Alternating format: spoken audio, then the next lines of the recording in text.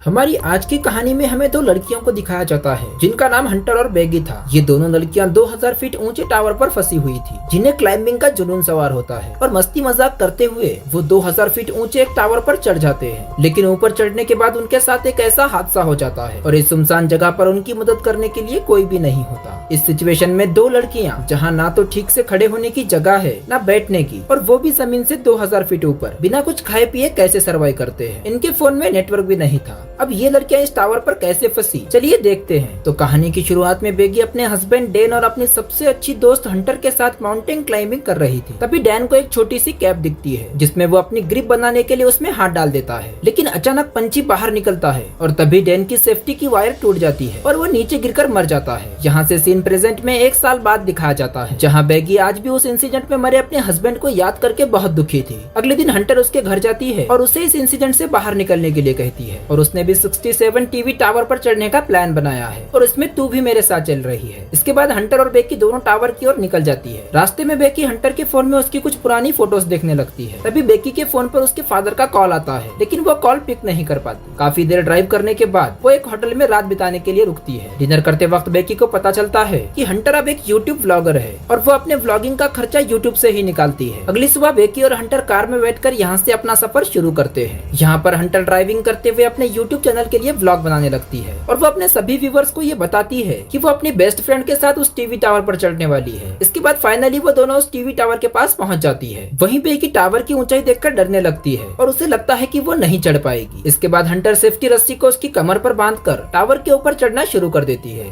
ये टावर काफी पुराना हो चुका था और उस पर बुरी तरह से जंग लगी हुई थी। इस टावर की सीढ़ियां भी हिल रही थी, लेकिन वो हिम्मत करके उस टावर के ऊपर चढ़ना शुरू करती है। धीरे धीरे वो आधे टावर तक पहुंच जाती है, यानी 1000 फीट ऊपर, जहाँ से शहर काफी छोटा दिखाई दे रहा था। ये दोनों यहाँ कुछ देर आराम करती है और पानी पीने के बाद फिर से चढ़ाई करने लगती है। थोड़ी देर बाद वो 18,800 फीट ऊपर पहुंच चुकी थी और अब उन्हें सिर्फ 200 फीट ही ऊपर चढ़ना था। इसी बीच सीढ़ियों के पुराने नट बोल्ट एक एक करके अपने आप निकलने लगते हैं, लेकिन इस बात से अनजान वो दोनों ऊपर चढ़ना जारी रखते हैं और फाइनली वो दोनों टावर के टॉप पर पहुंच जाती है। थोड़ी देर बाद हंटर अपने व्यूअर्स को और अच्छा कंटेंट देने के लिए बेकी को ड्रोन का रिमोट देकर खुद टावर के सहारे एक हाथ पर लटक जाती है। शॉट लेने के बाद वो वापस ऊपर आती है और यही चीज बेकी से भी करने के लिए कहती है। बेकी को ऐसा करने से डर लगता है, लेकिन हंटर उसे कहती है कि डर भगाने का ये सबसे बड़ा मौका है। इसके बाद बेकी हंटर का हाथ पकड़कर वही स्टंट करती है और हंटर उसकी सेल्फी लेने लगती है। इसके बाद वो वापस ऊपर आती है। फिर दोनों डिसाइड करते हैं कि अब उन्हें वापस जाना चाहिए, इसीलिए वो अपनी सेफ्टी वायर को खुद से कनेक्ट करती है और बेकी के साथ नीचे जाना शुरू कर देती है। लेकिन जैसे ही वो पहला कदम सीढ़ी पर रखती है, सीढ़ी टूट जाती है और वो सीढ़ी के साथ नीचे गिरने लगती है, लेकिन हंटर किसी तरह उसे पकड़कर वापस ऊपर खींच लेती है। यहाँ पर बेकी मौत के मुंह से बच आई थी, जिससे वो जोर जोर से डर के मारे चिल्लाने लगती है। नीचे देखने पर उन्हें पता चलता है कि अब नीचे उतरने के लिए कोई सीढ़ी नहीं है। वो दोनों अपने फोन को चेक करती है, लेकिन उनके फोन में कोई नेटवर्क नहीं था और उनका बैग भी नीचे टावर डिस्क पर गिर चुका था, जिसमें उनके खाने पीने का सामान था। वहीं टावर पर उन्हें एक इमरजेंसी बॉक्स दिखता है, जिसे खोलने पर उन्हें दूरबीन और एक प्लेयर गन मिलती है, लेकिन ये दोनों चीजें उनकी किसी काम की नहीं थी। तभी हंटर नोटिस करती है कि पिछली बार सीढ़ी के गिरने की वजह से बेकी के पैर पर चोट लगी थी और अब उस चोट से खून बह रहा था। यहाँ पर हंटर बेकी की चोट पर अपनी शर्ट बांधती है, जिसके बाद उन्हें एक आइडिया आता है कि वो अपने फोन पर एक हेल्प मैसेज टाइप करेंगी और उस फोन को रस्सी से बांधकर नीचे लटका देंगी, ये सोचकर कि शायद नीचे जमीन पर फोन में सिग्नल आ जाए और उसकी पोस्ट अपलोड हो जाए। हालांकि उनकी ये कोशिश नाकामयाब हो जाती है। इसके बाद उन्हें लगता है कि जरूर जमीन पर तो नेटवर्क होगा ही, इसीलिए वो फोन को अपने जूते में डालकर अपनी जुराब में फंसाकर जूते को नीचे गिरा देती है। इस टावर से नीचे उतरने के लिए कोई और आइडिया नहीं था, इसीलिए वो दोनों सोने लगती है। थोड़ी देर बाद उन्हें दूरबीन से नीचे जमीन पर टावर के पास से गुजर रहा एक आदमी और उसका डॉग दिखाई देते हैं, जिससे वो मदद के लिए चिल्लाने लगती है, लेकिन इतनी ऊंचाई होने के कारण उनकी आवाज नीचे नहीं जाती। यहाँ नीचे हम देखते हैं कि हंटर ने जो फोन जूते में डालकर नीचे फेंका था वो पूरी तरह से टूट चुका था और अब उनका ये प्लान भी फेल हो चुका था। जिसके बाद वो आदमी भी वहाँ से चला जाता है। ये देखकर बेकी हेल्प के लिए चिल्लाते हुए अपने दोनों जूते उस आदमी के ऊपर फेंक देती है ताकि उसका ध्यान ऊपर की ओर जाए और वो उन्हें देख सके, लेकिन वो आदमी ये नोटिस नहीं करता क्योंकि वो किसी से कॉल पर बात कर रहा था। कुछ देर बाद रात हो जाती है और बेकी फ्लेयर गन का इस्तेमाल करती है, जिससे वो दो आदमी उन्हें देख लेते हैं। यहाँ पर बेकी और हंटर अपने हाथ हिलाते हुए और जोर जोर से चिल्लाकर उनसे मदद मांगने की कोशिश करती है। इसके बाद वो दोनों दूरबीन से देखते हुए नोटिस करती है कि वो दोनों आदमी हंटर की कार के पास जा रहे थे, जिसे देखकर दोनों खुश हो जाती है, लेकिन उसकी मदद करने के बजाय वो आदमी उनकी की कार को चुराकर वहाँ से भाग जाते हैं। ये देखकर वो दोनों काफी नाराज हो जाते हैं। अगले दिन बेकी फोन चेक करती है जहाँ उन्हें पता चलता है कि इस टावर पर चढ़े उन्हें 24 घंटे बीत चुके हैं। अब क्योंकि उन्हें काफी भूख और प्यास भी लग रही थी, इसीलिए हंटर डिसाइड करती है इसीलिए वो नीचे डिस्क पर जाकर अपना बैग लेकर आएगी। इसके लिए वो सेफ्टी रस्सी को टावर से बांधकर नीचे उतरने लगती है, लेकिन डिस्क से थोड़ी दूर पर ही रस्सी छोटी पड़ जाती है, जिससे हंटर उस बैग तक नहीं पहुँच पाती। अब उसके पास कोई और रास्ता नहीं था, इसीलिए हंटर अपने साथ की बड़ी रस्सी को खोलकर उस पर लटक कर कूद जाती है और वो उठकर उसमें से पानी की बोतल निकालकर पीने लगती है। इसके बाद वो अपनी सेल्फी स्टिक की मदद से बैग को रस्सी से लटका देती है और खुद भी रस्सी को पकड़ लेती है। तभी बेकी उसे ऊपर खींचना शुरू करती है और यहाँ पर हंटर भी ऊपर चढ़ने लगती है और वो बस ऊपर पहुँचने ही वाली थी कि तभी उसके हाथ से रस्सी फिसल जाती है, जिससे वो तेजी से नीचे गिरने लगती है। लेकिन जैसे ही वो नीचे देखती है तो बेकी उसे रस्सी पर लटकी हुई देखती है। हालांकि हंटर के हाथों में काफी चोटें आई थी, इसीलिए बेकी अपनी पूरी ताकत लगाकर हंटर को टावर के ऊपर खींच लेती है। थोड़ी देर बाद बेकी एक हेल्प नोट लिखकर ड्रोन में फंसा देती है और ड्रोन के सहारे पास के होटल तक पहुंचने की कोशिश करती है, लेकिन ड्रोन में बैटरी कम होने की वजह से वो ज्यादा दूर तक नहीं जा सकता था, इसीलिए वो उसे वापस अपनी ओर ले आती है। अगले दिन सुबह बेकी के दिमाग में एक आइडिया आता है कि वो टावर के ऊपर लगी लाइट से ड्रोन को चार्ज कर सकती है। इसके बाद वो टावर के पोल पर चढ़कर जैसे ही ड्रोन चार्जर को प्लग में लगाती है तो वो देखती है कि वो प्लग काफी छोटा था, इसीलिए बेकी को ऊपर लटके हुए ही उसी चादर को पकड़ के रखना पड़ता है जब तक कि ड्रोन की बैटरी फुल चार्ज नहीं हो जाती। अब यहाँ पर काफी सारे गिद्ध आकर उस पर हमला करने लगते हैं, जिससे बेकी के हाथों से बैग नीचे गिर जाती है। थोड़ी देर बाद ड्रोन की बैटरी फुल चार्ज हो जाती है, जिससे बेकी उसे नीचे गिरा देती है। इसके बाद वो ड्रोन को होटल तक पहुंचाने की कोशिश करती है,